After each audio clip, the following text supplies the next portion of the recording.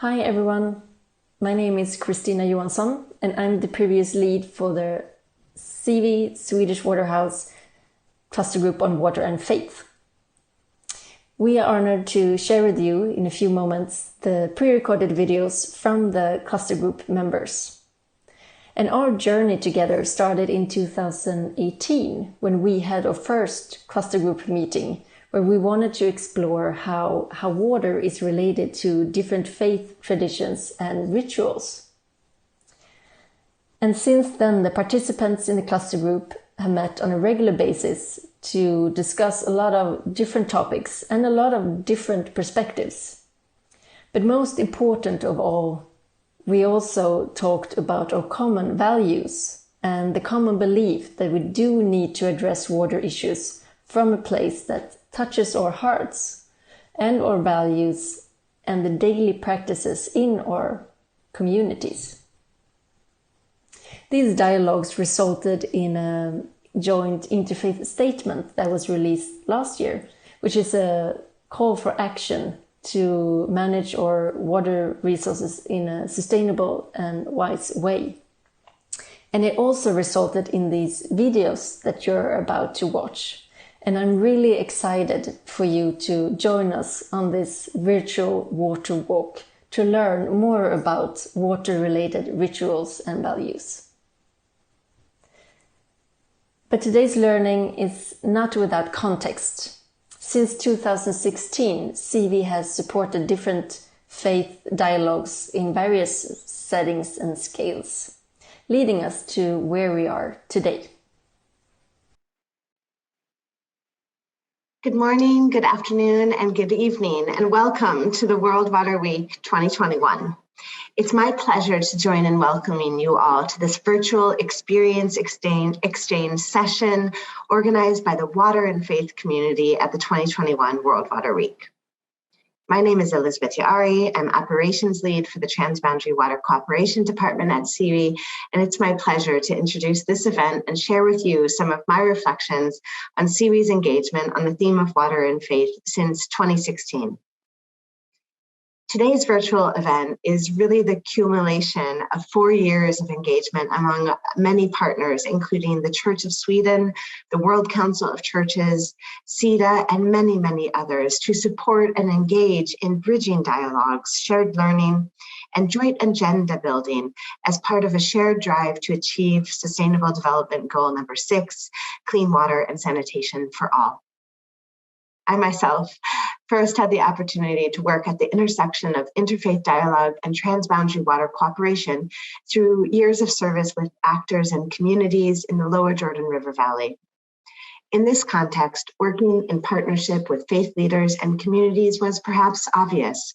Faith leaders play an essential role in day-to-day behavioral norms of the respective societies in the basin, and faith traditions shape how we interact with our own societies and our shared environments.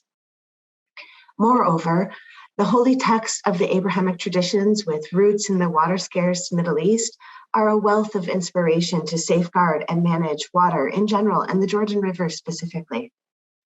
The synergies around water and faith in this context were catalytic. While perhaps apparent in its essential linkages between water and faith in the context of the Holy Jordan River or other well-known holy rivers like the Ganges, communities of faith and spirituality the world over, including and particularly indigenous communities, have played and continue to play a leading role in influencing and managing local, national, and global water governance. Listening and learning from faith communities' long history of advocating for the value of water as a common good, for example, as well as enhancing our support and ability to communicate together with faith leaders in championing the Sustainable Development Agenda, is an opportunity for shared learning and growing our shared alliance to achieve SDG 6. Well, perhaps at the start of our journey, there was a perception of two communities, a water community curious about faith engagement in the water sector, and a faith community, a faith-based development community involved in water. But these boxes, they quickly fell apart through dialogue and exchange. with our first event at the World Water Week in 2016, our inaugural keynote speaker, Cardinal Turkson, he called on all of us to act in partnership, reminding us that the center of development is the care for humanity and including and especially our most vulnerable members. This sentiment was echoed by many of the faith leaders assembled in that inaugural World Water Week event, and in many senses in each of our recurring World Water Week engagements and other activities. In 2018, the Grand Mufti of Oman, he joined us in Stockholm to share experience around advancing innovative water-wise fatwa in Jordan, which encouraged the public again to act in partnership to reduce water demand where possible, to safeguard fresh water, and to encourage the use of treated wastewater for irrigation. It's in this public partnership where some of our assumptions are eroded, long-term relationships are fostered, and the global alliance to achieve water and sanitation for all is strengthened. At SIWI, our engagements were really focused on two levels. At the national level in Sweden, the Swedish Waterhouse supported Swedish actors and organizational stakeholders to come together through our Water and Faith Cluster Group to get to know each other's approaches, interests, and priorities. And in this dialogue process, participants of different faith traditions and different faith-based organizations were invited to share and find common inspiration in our diverse traditions, again, to act in partnership towards a water-wise world. At the global level, World Council of Churches, SIWI, Global Water Partnership, and many of our other colleagues convened the annual World Water Week events, as well as several other types of stakeholder engagements. While we're not able to gather in person this year to share in the further cultivation of the shared space for these partnerships and actions, we are glad to gather together today in this virtual setting at the 2021 World Water Week, again to champion the value of water for our societies and our planet. It's my hope and the hope of my colleagues and partners here today that while we might have felt the silos of our respective community at the onset of this journey, today that fragmentation is just a little bit less and reduced so that we can feel and act as one water community. Finally, I want to say thank you to all of our partners and participants who have supported and engaged in this space for the past several years, including those who have given your time and energy into this dialogue, and many of you who today are graciously sharing your water stories with the World Water Week community here today. We really look forward to continuing this journey together. So very much warm thank you from me. And with that, it's my pleasure to virtually introduce Henrik Grape, who has been a pillar of this engagement from day one, enlightening us along the way and this shared journey together. So thank you, Henrik. The floor is yours. My name is Henrik Grape. I was one of those in the cluster group on water and faith. We made a statement that started with the sentence, "Water is fundamental for all life on earth." That is true, and we have to keep that in mind. The Interfaith statement is something that we could go back to and be inspired.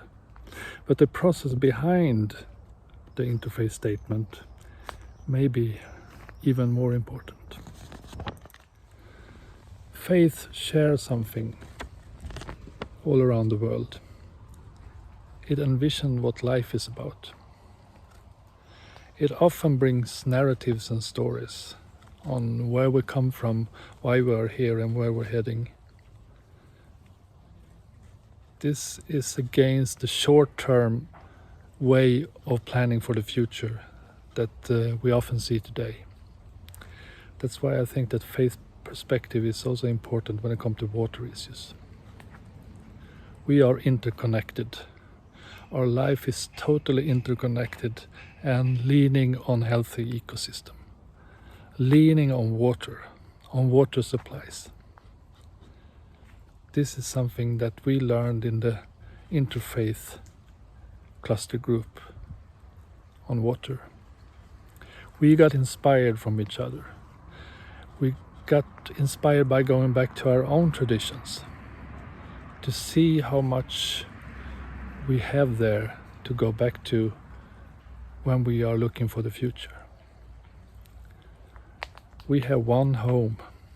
We have Mother Earth to take care for. She provides us with water, with food, with oxygen so we can breathe. We need to live in a way that is caring and protecting our earth. We need to step lighter on this earth. We need to share in a more just and equitable way the resources of nature. Not consume, to share. And this is what we have learned. We also are inspired to transform our global society, to transform it to a more sustainable and richer lifestyle, caring and protecting life and water, envisioning a more just and sustainable future built on love and care for our common home, Mother Earth. So let's hope for more reflecting, more interfaith work, more caring for each other, to protect Mother Earth, to care for Mother Earth, and to care for our coming future and coming generations. Hello, my name is Dinesh Suna. I'm the coordinator of the Ecumenical Water Network of the World Council of Churches. I am very much appreciative of the initiative that we have on Water and Faith in the World Water Week, and where we have different faith communities or actors coming forward to draw the linkages or the significance of water in their religion, and thereby working towards human right to water, which we at Ecumenical Water Network strongly believe. I'm also totally convinced that the 2.1 billion people who do not have access to clean water, most of them are poor, and therefore very strong linkages to poverty and access to water. To this end, we are also building capacity of youngsters, wherein through the Eco School we organize a 2-week certificate course to strengthen the linkages between water, climate, and food and health, for example. And therefore we believe that the young people are the answer to the water crisis of today if they take their voices strongly ahead. I also am the co-lead of the work stream on We Care, we call it, that is Water, Environment and Climate Action work group. And PAD is basically an initiative where various faith-based organizations, the United Nations, the governments, they all come together to find a solution to various problems of the world. And at We Care, we focus on the ecological issues, including water justice. Thank you very much for this opportunity. Bye-bye.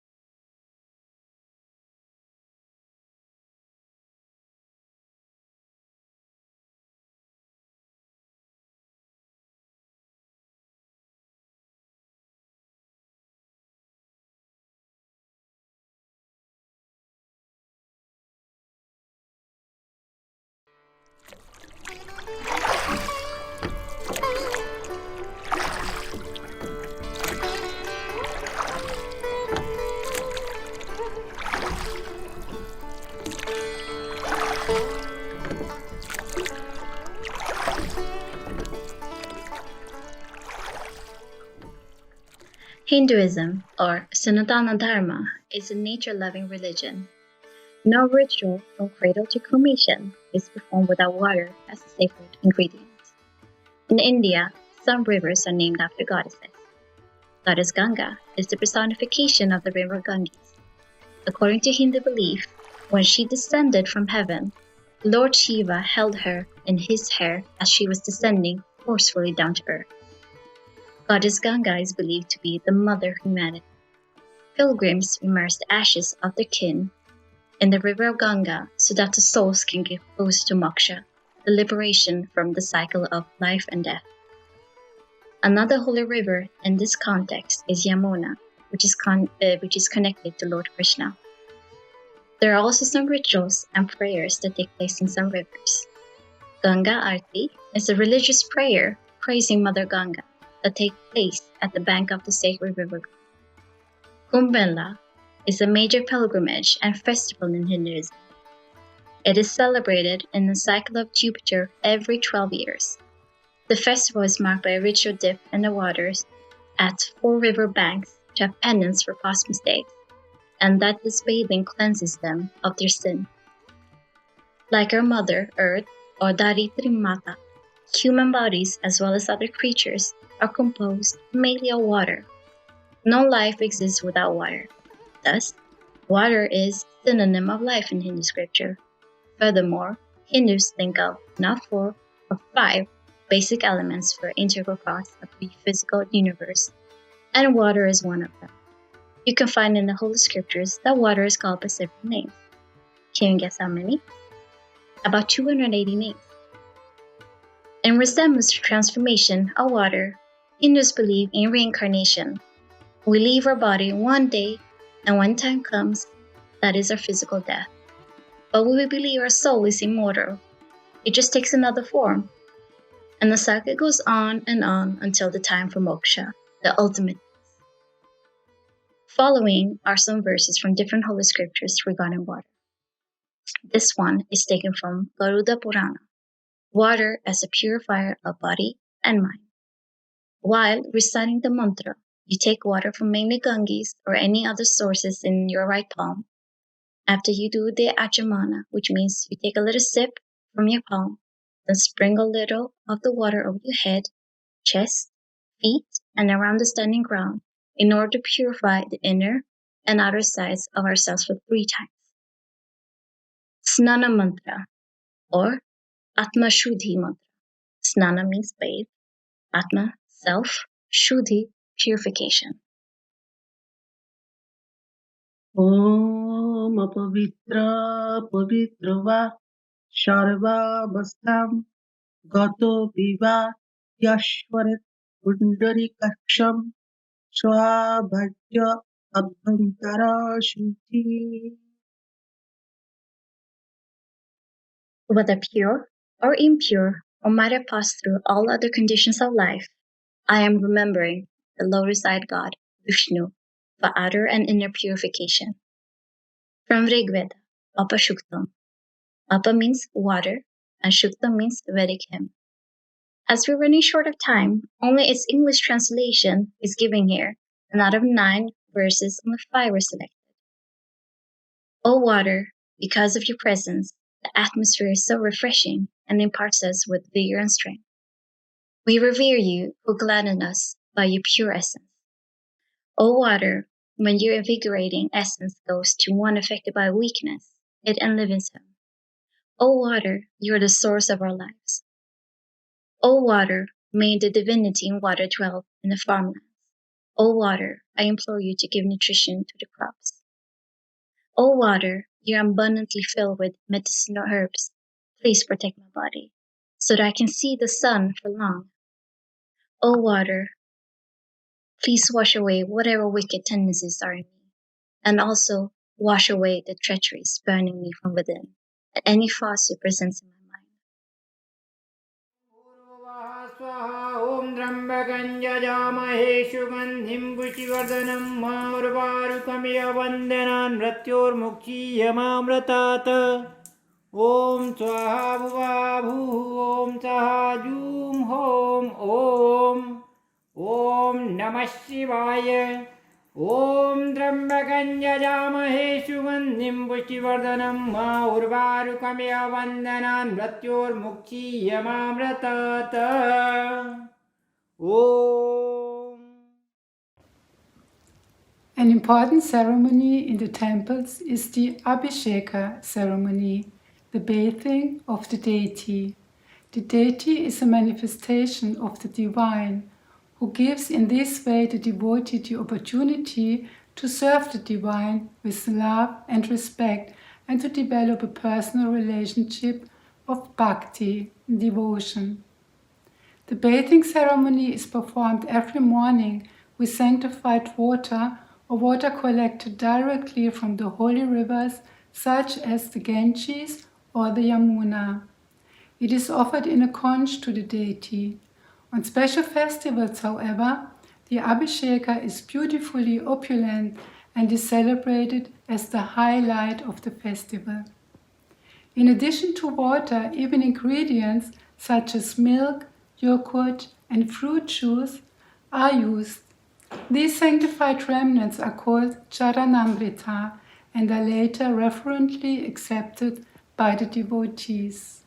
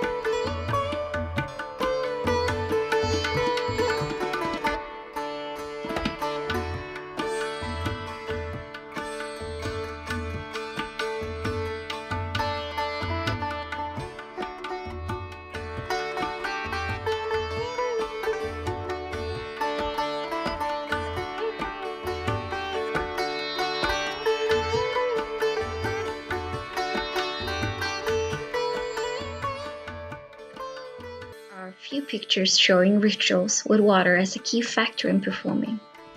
Giving water to the 6-month-old child on the Annaprashan, the first sanskar of life. A part of Hindu wedding, Ghatbara, ritual to wish for peace in a marriage. Chhat Puja, dedicated to the solar deity Surya, in order to thank him for bestowing the bounties of life on earth and to request the granting of certain wishes. Pouring water before cremation. Pouring water in Shraddha, the last sanskar of the human life but not the soul. Karma Purusha Brata, a tribute to peace of the souls of the ancestors. Thank you and namaskar.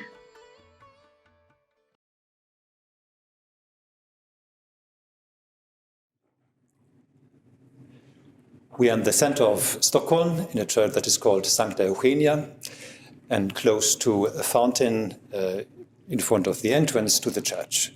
And this is also used as a baptismal font, and we reflect a bit about the meaning of water, the religious and theological meaning. And it's impossible to not think about the narrative when Jesus meets the Canaanite woman at the well. They have this conversation, but they also drink this water together. And then Jesus says, I am the living water. And I think it's so very important to us Christians of all denominations that Jesus describes himself as the living water. Well, I think that when I baptize small children, they are usually 4 or 5 months old, so they are rather big. I usually put them face down so they can look at the water. And what's so striking is that they are never afraid. They look at the water and they grasp it and they play with it. So God, as water, as living water, is something that reflects playfulness, invites to playfulness, that there is no fear of something strange, but the opposite, something interesting to feel. And that's also, for me, what's described in many of the Psalms in the Old Testament, the water that gives life, the water that changes life, the water that flows in strange directions. So there is this curiosity that the water creates and is in itself. So what's water for you? Now I want to add or highlight the polarity of water. You have a threatening side and a good side, as to say. And if we look on this symbol in the Old Testament, we can think about Noah's Ark, about the exodus of the people of Israel, and their water has these two meanings. So during the flood, all what was sin and evil had been washed away. The same when Israel went through the Red Sea. So the Egyptians, they symbolize in a religious interpretation all what is evil. And they have been washed away, and Israel had been saved. So have the animals and Noah have been saved in the ark. And this is a symbolism the Christians took over and interpreted again and tried to apply it to baptism. So water has a destroying side. It washes away something, and that can be very, very dramatic. And also natural water we see today has this polarity, washing away, destructing something, but for a good sake, as to say, and it's this for awesome. good purpose. Yeah. It's awesome and horrifying at the same time. If you go to Israel and you see all the deserts, you see all the dry land, you realize, and you have so much sunshine, so the sun isn't the thing. Water is really the difference between life and nothingness. So if you have nothing, you add a little bit of water, and then suddenly you have life. We don't have that here because we have so much water anyway, so it doesn't really make the difference. But in the Bible, water is really different. It's a material substance that creates, and when you don't have it, there is no life. So it's absolutely vital. And then it's so wonderful with this future picture in the book of Revelations, in the last part of our New Testament, that the future picture is a city with a river, a flood through the city with wonderful trees on both sides of the river with leaves that give medication, not for some of us, but for everyone. Out of what you told, that's in the future, it's a good hope there will be fresh water in the future. And there's again this tension between too much and too little. So and we can see it also in the first two encounters of the Bible that handle about creation. In the first encounter, it is water that disappears and the landscape becomes visible. And in the second encounter, it is a desert, and then water is coming out of the soil and making everything good and living, as to say. So these are the two opposite sides. And there we have again this polarity: too much, devastating, destroying things, and the other side, the condition for life. And I think we are moving between these two poles. And then what's so interesting about Jesus is that he is often on water. He is on a lake. He is sitting in a boat. So the water is there. That's not the main purpose, really, because they are talking about life, but they are picking up things from the water. They are picking up fish and The coin in the coin in the mouth of the fish. Oh. Also, yeah. So there are things coming out of the water, and so the water is it's a tool in one way. It's a way of living, and it's also something that transforms, because on that boat or on the shore there are transformative things going on. So the Gospel starts on that shore, and John's Gospel ends on the same spot at that shore. They are standing. And you have it also here, the symbolism. You have the circle with the bassin and the circle, and that is representing eternity, life, and then you have the cross. And the cross, in a Christian perspective, is a symbol for redemption, but it is also a symbol for death, for cruel death. And these both symbols are intertwined here in this baptismal font. And you can go close to it because you really feel invited. So you want to put your hand down and feel the water. It's really asking you to be felt. So it's a fantastic structure.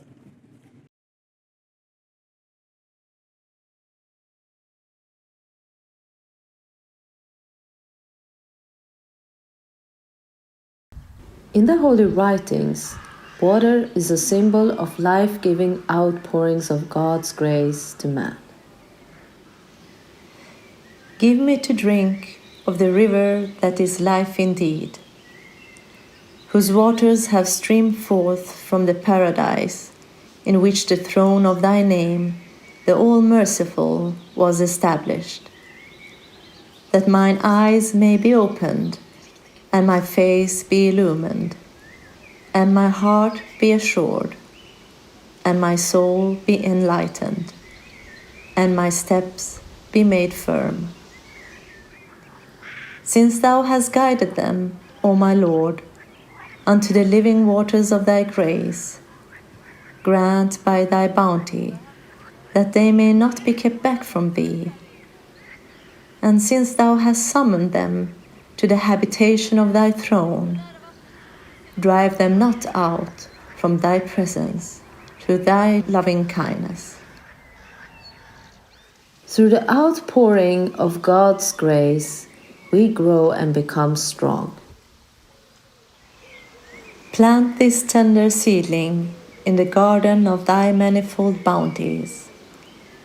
Water it from the fountains of thy loving kindness, and grant that it may grow into a goodly plant through the outpourings of thy favor and grace. Water is a symbol of purity and God's love. From the sweet-scented streams of thy eternity, give me to drink, O my God, and of the fruits of the tree of thy being, enable me to taste, O my hope.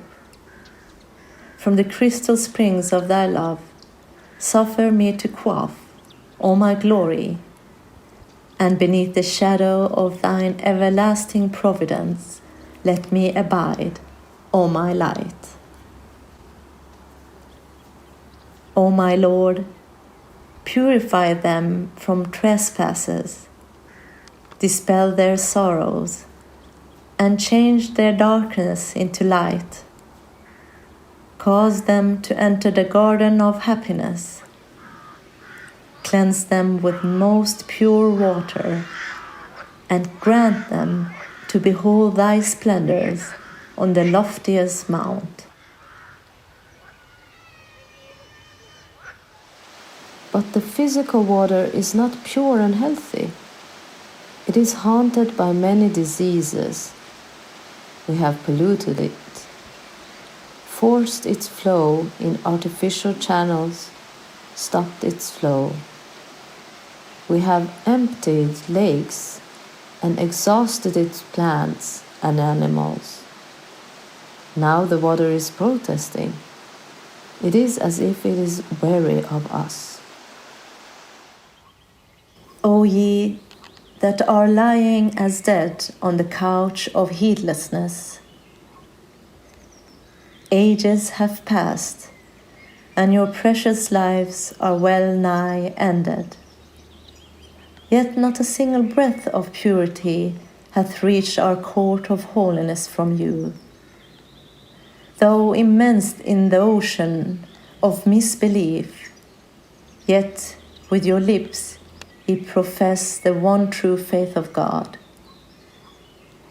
Him whom I abhor ye have loved, and of my foe ye have made a friend. Notwithstanding, ye walk on my earth, complacent and self-satisfied, heedless that my earth is weary of you, and everything within it shunneth you. Were ye but to open your eyes, ye would in truth prefer a myriad griefs unto this joy, and would count death itself better than this life. God has given us the innermost essence of everything for our training. Through our intellect, we have come to rule over everything on earth. O Son of Bounty, out of the wastes of nothingness, with the clay of my command, I made thee to appear, and have ordained for thy training every atom in existence, and the essence of all created things. This status comes with a responsibility. As trustees or stewards of the planet's vast resources and biological diversity, humanity must learn to make use of the Earth's natural resources, both renewable and non-renewable, in a manner that ensures sustainability and equity into the distant reaches of time. This attitude of stewardship will require full consideration of the potential environmental consequences of all development activities. It will compel humanity to temper its actions with moderation and humility, realizing that the true value of nature cannot be expressed in economic terms. It will also require a deep understanding of the natural world and its role in humanity's collective development, both material and spiritual.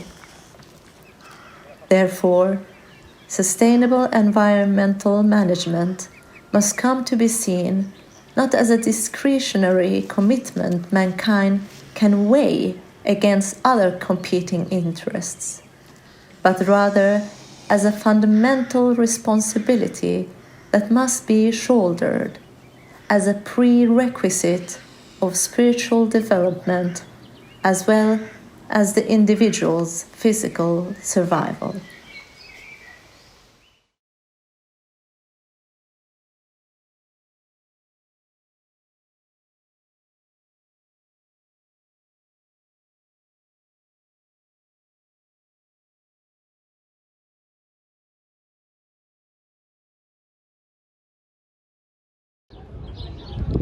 This is the King's Garden in Stockholm, and it's in the middle of the city, not very far from here.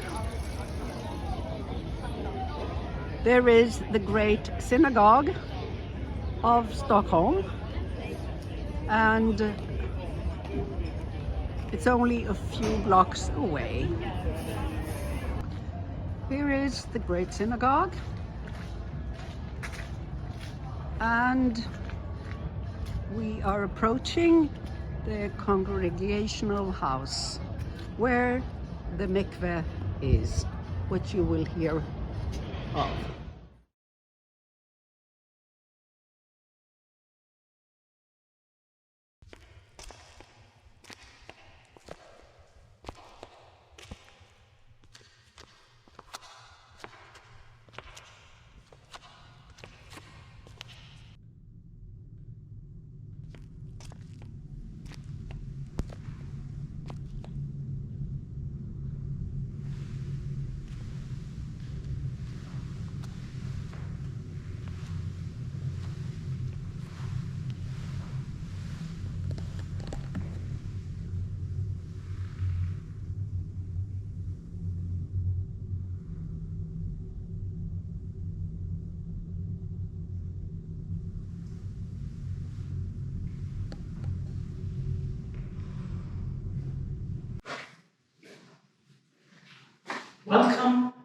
the mikveh of Stockholm. The mikvah, is a ritual bath that is used in Judaism for a variety of purposes. This goes back already to the Bible, where we read that in order to purify yourself, the Israelites were instructed to wash their bodies with clean water after they had come into contact with something impure, or in order to prepare themselves to perform certain services, for instance, in the temple.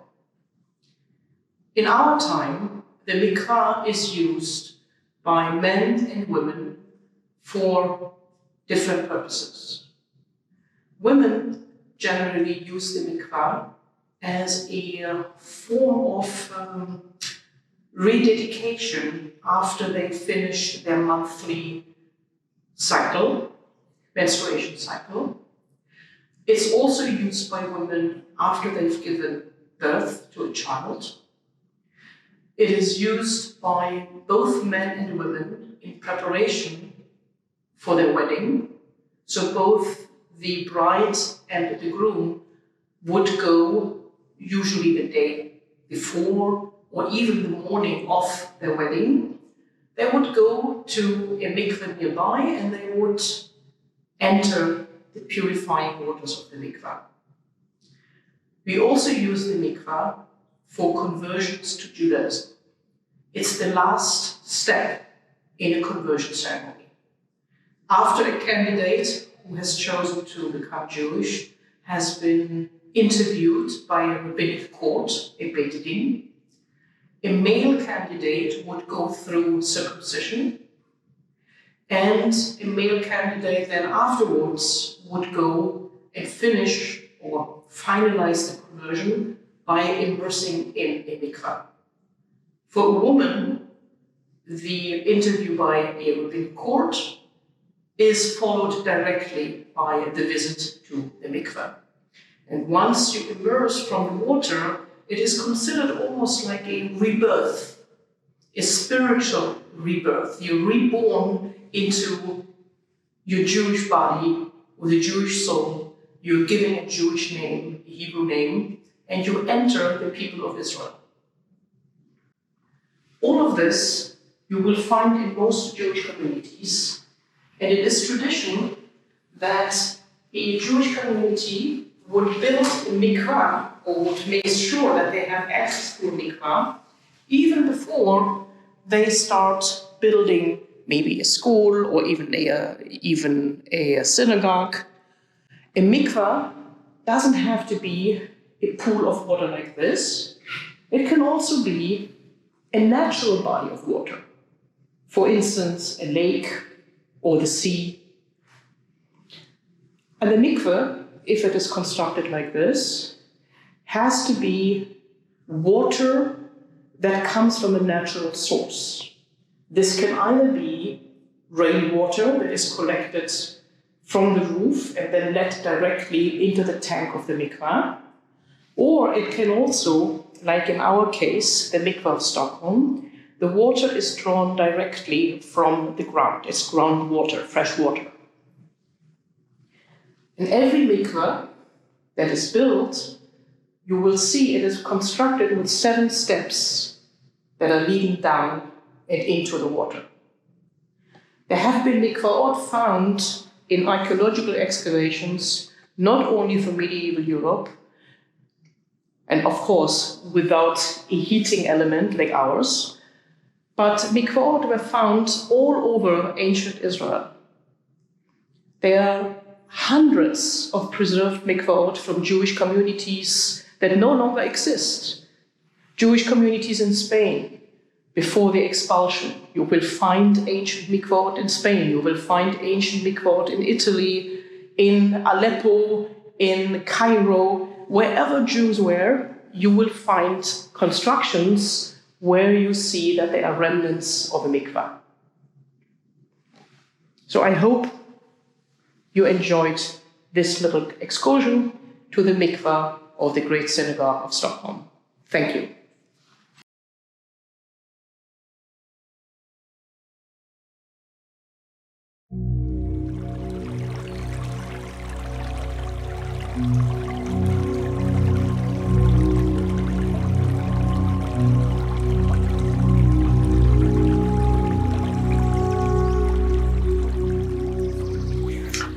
To avoid all evil, to do good, and to cleanse one's mind, that is the teaching of all the awakened ones.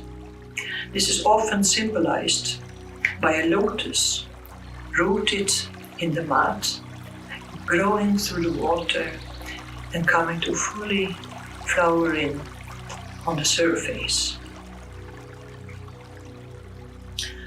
Buddhism is concerning the inner path of good ethics and knowledge, understanding that nature and all life on earth are interconnected, mutually depending on each other. They are intertwined like a tapestry. When one part is damaged, the consequence is a reduced sustainability for everything else, which causes suffering for the entire planet.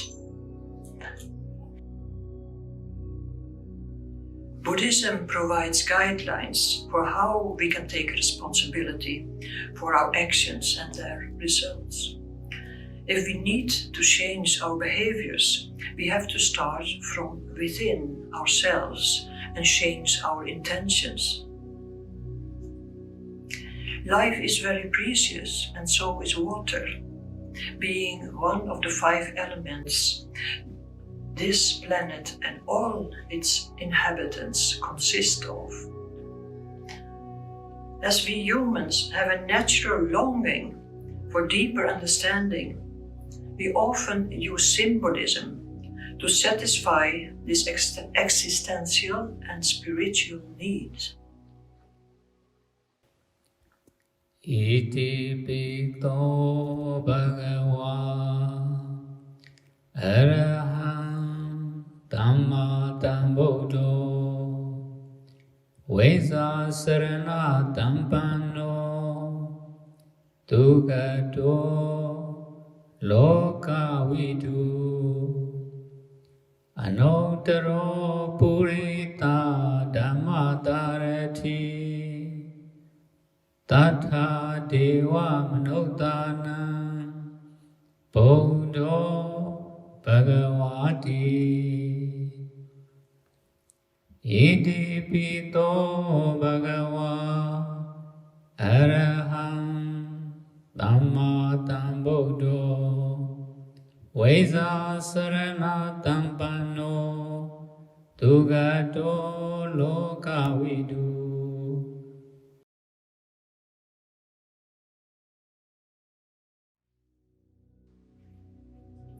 Buddhism especially utilize the water's life-giving and cleansing symbolism to inspire us to purify our ignorance and the negative residues in our mind and the entire environment. Its aim is to relieve the different kinds of sufferings and restore happiness by living in harmony with each other and the whole ecological system.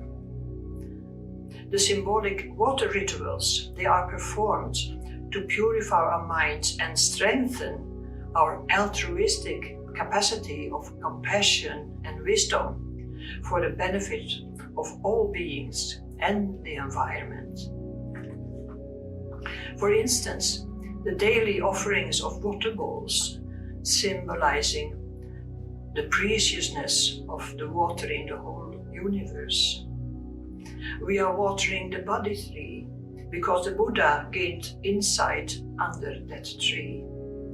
Bodhi means wisdom, and we will want to follow the Buddha's footsteps by showing respect for the entire environment.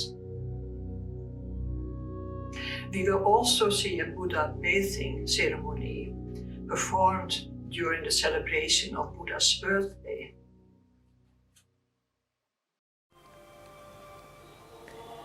Bathing of the Buddha. Since ancient times, Buddhists all over the world celebrate Buddha's birthday by using fragrant water to bathe the image of the infant Buddha. There is great significance in the act, as the fragrant water is poured over the statue of the infant Buddha 3 times. It symbolizes the cleansing of our body, speech, and thoughts to eradicate anger, greed, and ignorance, in order to purify our minds, to cultivate merits and wisdom.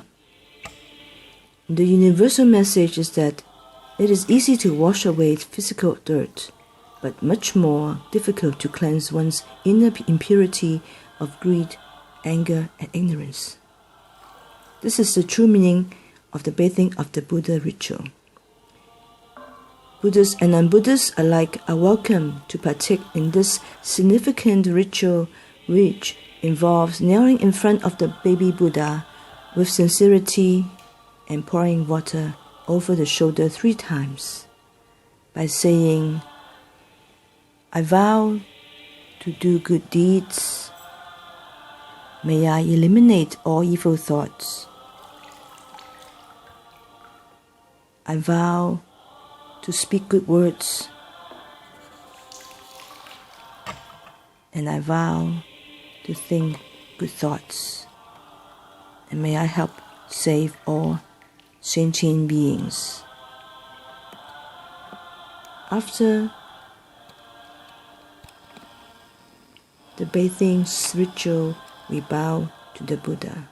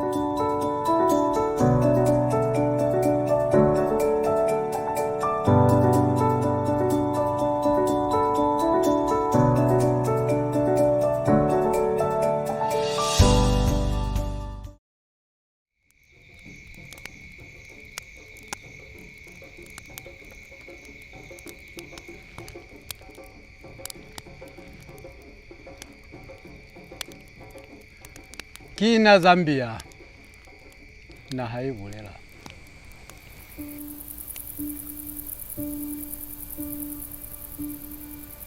Azama isa piruwaruna.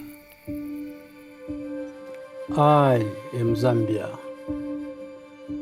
This land speaks.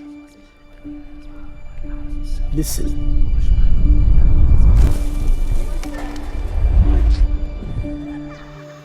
The rush of water harms the story of our people. Water, it may be soft to the touch, but slip through your fingers. Just don't underestimate the strength it has to wipe it all away.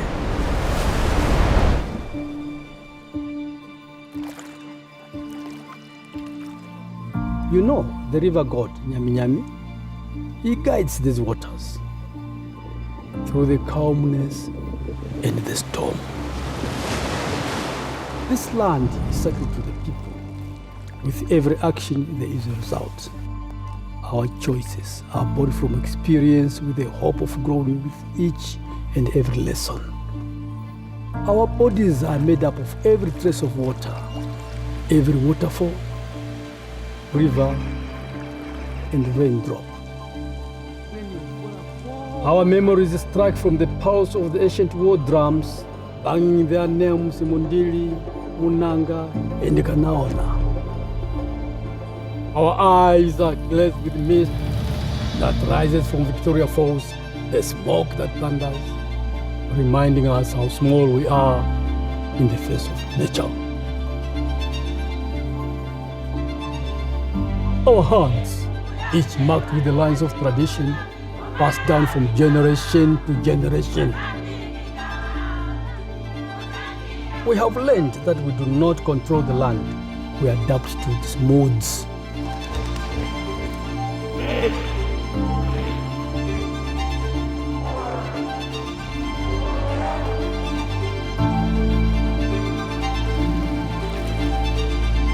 With every life, child, and spirit, this country is alive. Made stronger with each Komboka ceremony.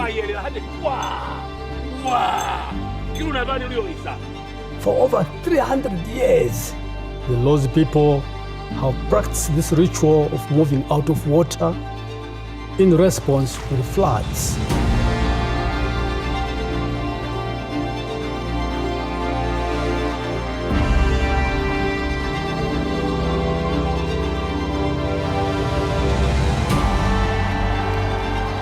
So, when you hear the sounds summoning the royal paddlers to the capital, let it be a reminder that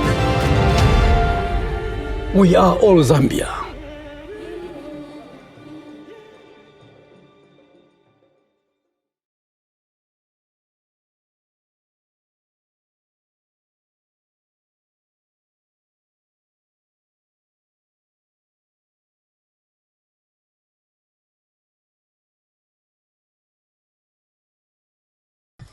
Greeting from Ethiopia, where we are value drinking water from underground.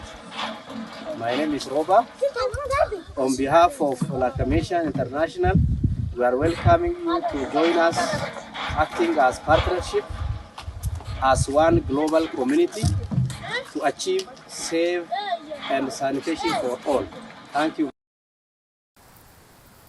Greetings from Rishikesh, India, where we value our drinking water, which comes from the sacred river of the Mother Ganga and from mountain streams that are fed by trees.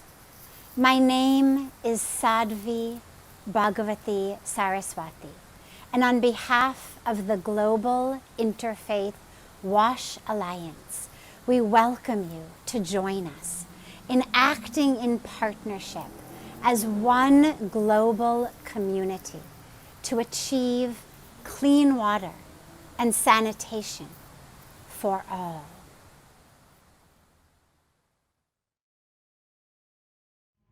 Greeting from Jordan, where we value our water, part of which comes from the Holy Jordan River. My name is Anwar Bahamour, and on behalf of EcoPeace Middle East, we welcome you to join us in acting in partnership as one global community to achieve clean water and sanitation for all.